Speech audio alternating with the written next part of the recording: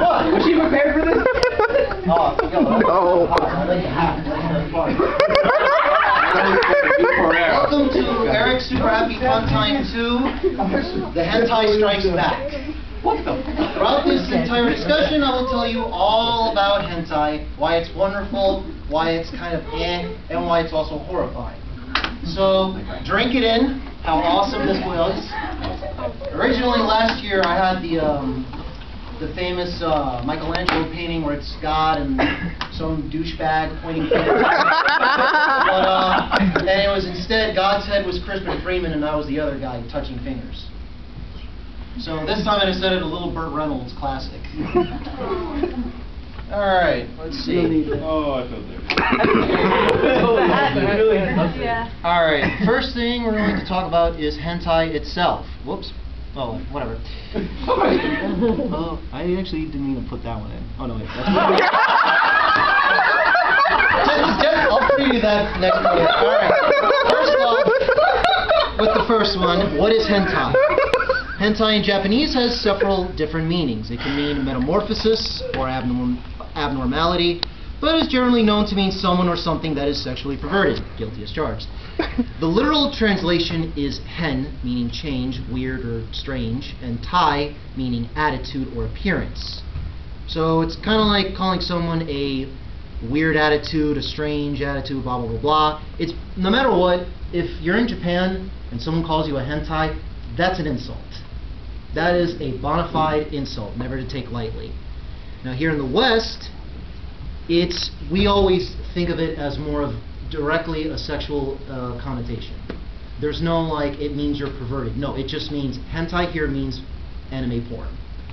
Whereas in Japan it actually has different meanings. The first hentai ever made was called Kuriopatora, which was changed to 1001 Arabian Nights. It's actually one of the longest animated films ever made because it's 130 minutes long. 130-minute long hentai. That is the chalice. That's like the holy grail of hentai.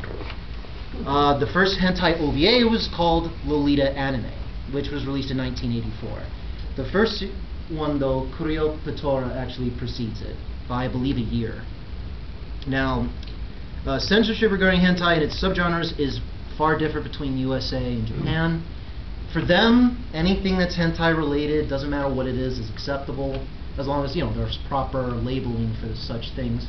Whereas here in America, we actually forbid certain types of material. Like, we forbid Lolita, cannot have that, or Shotokan.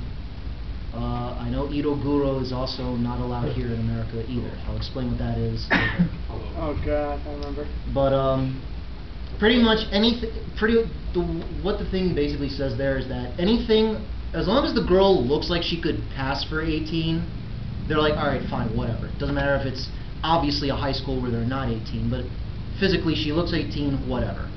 And mostly whenever it's dubbed, they bullshit and say that they're all in their last year of high school anyway.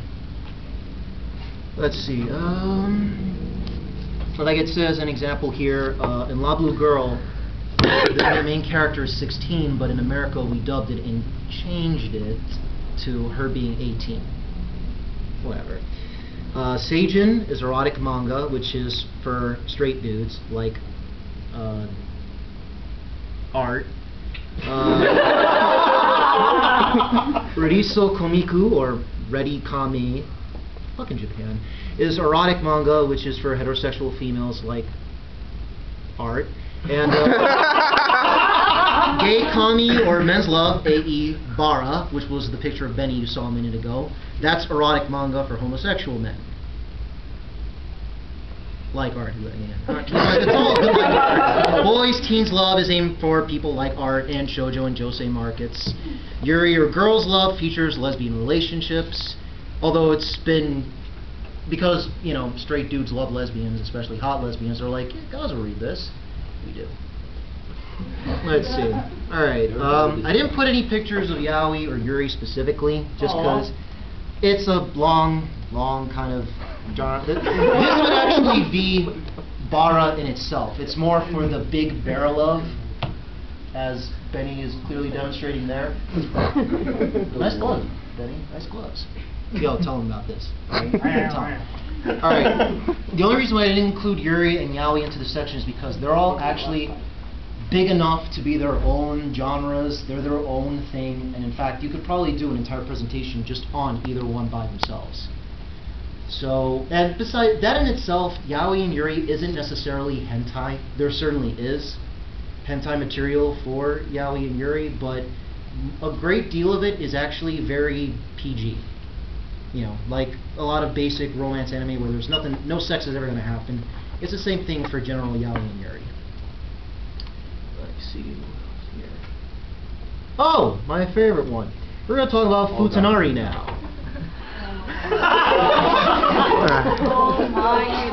Oh boy. Drink it in. Oh, it's just Alex's face. It's just. I like Ernest, you're really happy to be a part of that group. Like Alex is just kind of like, hey, what's going on? Oh look, it's a girl. Ernest is just like, Why are you getting closer? Yeah, just focus on the black man on the tentacle. Thank you. alright. Now, Futanari in Japanese literally means dual form, which in turn means androgyny or a hermaphrodite. The slang term is popularly known here in America as futa, but the proper way to say it is Futa. like that. Let's practice. Here we go. I wish Shane was here. You want to say it? It's okay, we'll wait. Oh, Eyes are on you now. oh Very man. comfortable, isn't it? No. Good. She admitted she was one. All right. Thank you, Nicole. All right.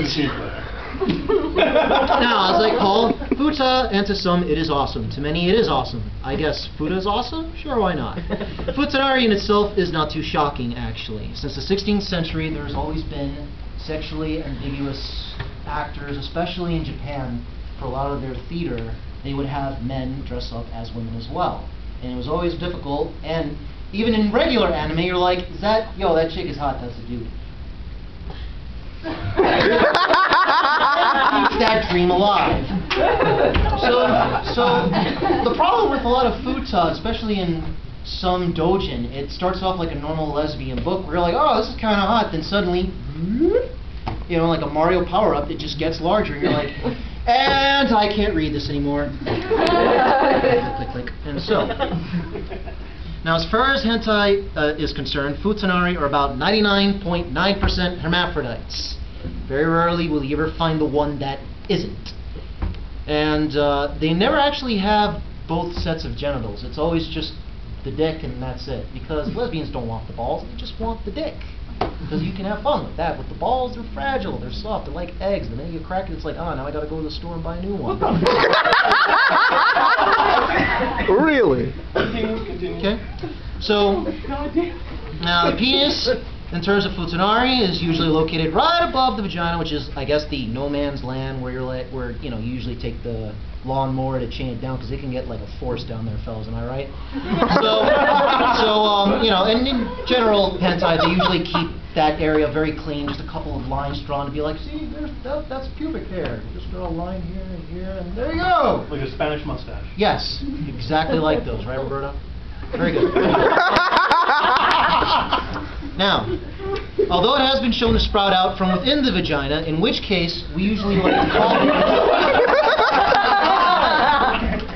Hey, he just walks in, something about sprouts out from the vagina like a flower.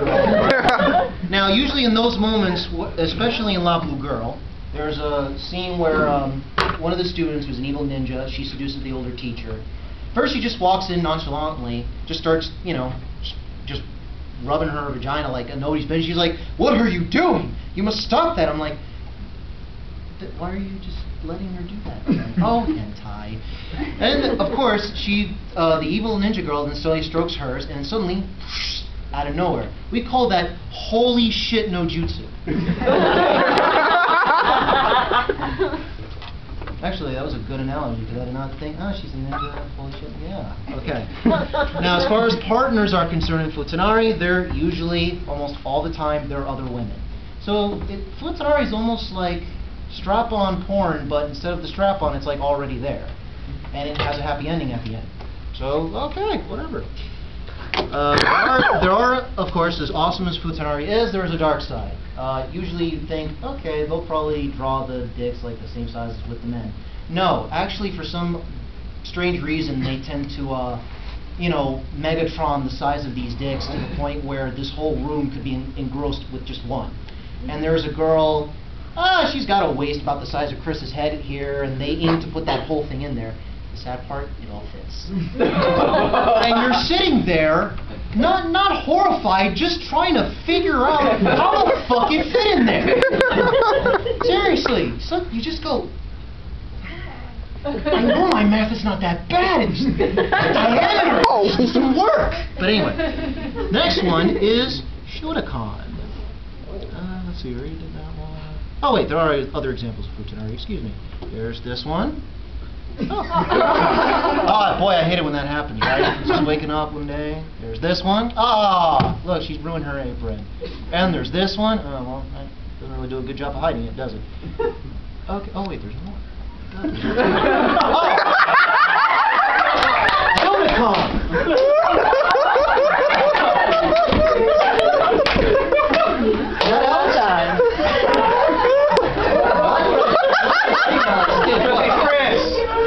Wonder who that is. Yeah, yeah, I know. Like, I know that's supposed to be Chris on the right, but who the hell is that dude on the left? Right. Oh. Okay, that's a real catch nightmare fuel. Alright. Long story short. I needed something. Yeah. Alright, long story short, Shotokan is the sexual attraction and or depiction of prepubescent boys. Basically, the age of Shotokan